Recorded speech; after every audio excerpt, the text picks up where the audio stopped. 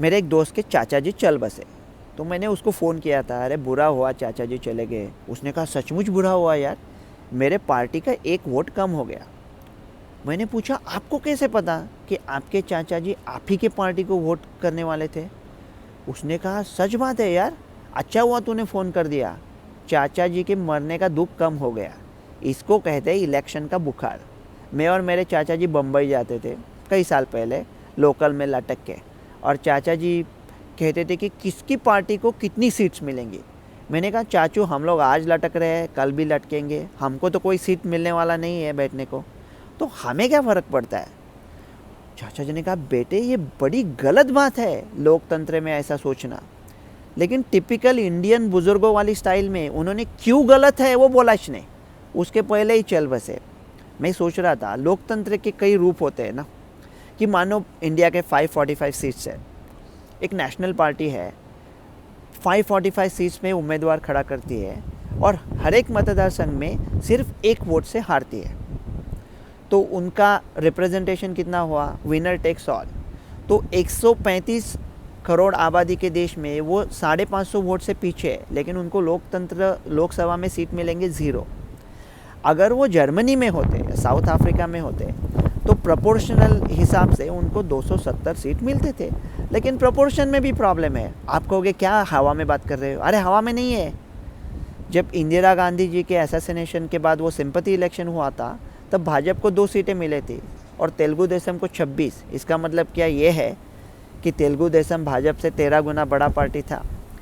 लेकिन प्रोपोर्शनल में और प्रॉब्लम क्या हो सकता है कि मानो आपका एरिया इलाका एकदम छोटा है और ज़्यादा लोग नहीं रहते, तो प्रोपोर्शन में आपके तरफ कौन ध्यान देगा?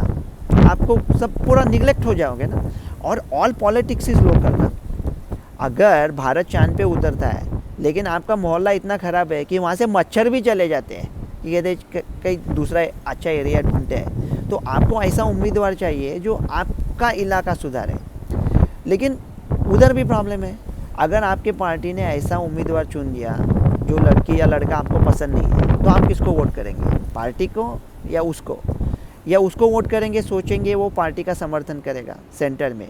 लेकिन आपको ऐसा उम्मीदवार चाहिए वो हमेशा पार्टी का समर्थन करेगा या स्वतंत्रता से विचार करने की क्षमता भी रखे, तो कुछ बता सके। तो लोकतंत्र में ना एक प्रॉब्लम के ऊपर प्रॉब्लम है। अगर लोकतंत्र के खिलाफ आप सबूत ढूंढ रहे हो, तो सबसे बड़ा सबूत है किसी भी सर्वसाधारण मतदार के साथ 5 मिनट बात करो। The strongest argument against democracy is 5 minutes with a average voter. और उसमें भी क्या होता है, अगर 3 पार्टीज़ है, 100 सीटें हैं, एक को मिले 45 और 10, गवर्नमेंट बनाएगा जिसको 10 वाला समर्थन करेगा, तो उनका सब सुनना पड़ेगा। 1933 में जब नाजी पार्टी पार्लियामेंट्री पॉपुलैरिटी के हाइट पे थी, तो उनको वोट्स मिले थे 33.1। इसका मतलब है कि 66.9% जर्मन लोगों को हिटलर या नाजी पार्टी चाहिए ही नहीं थी। तो लोकतंत्र में इतने प्रॉब्लम है, फिर भी तानाशाही में प्रॉब्लम है। तो सब गवर्नमेंट चलाने के सब तरीक़ों में प्रॉब्लम है, सबसे कम प्रॉब्लम है लोकतंत्र में।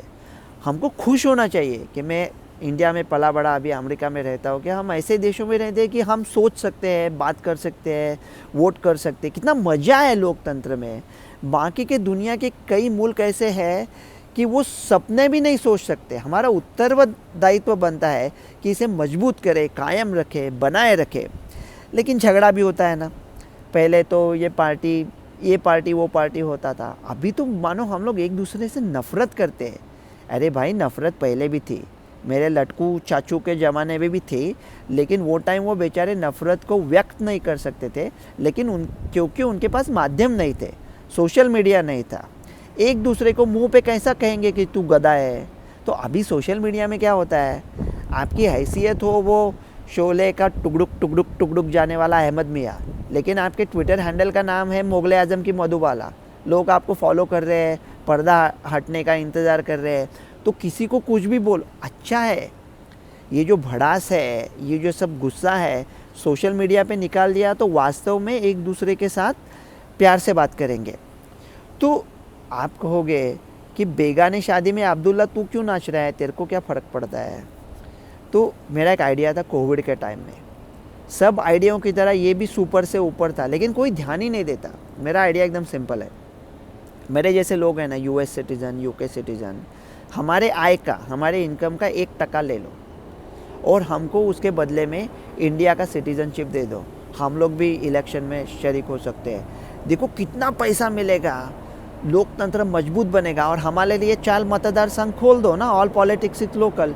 यूएस में ये जो वसुधैव कुटुंबकम का अफसाना है वो हकीकत में बदला जाएगा। हमको भी बहुत याद आती है इंडिया की, कभी जो निखते जुल्फ़े निगार आई है, फ़ज़ाए मुर्दाए दिल में बहार आई है, ज़रूर तेरी गली से गुज़र हुआ होगा कि आज बादे सबा बेकरार आई है।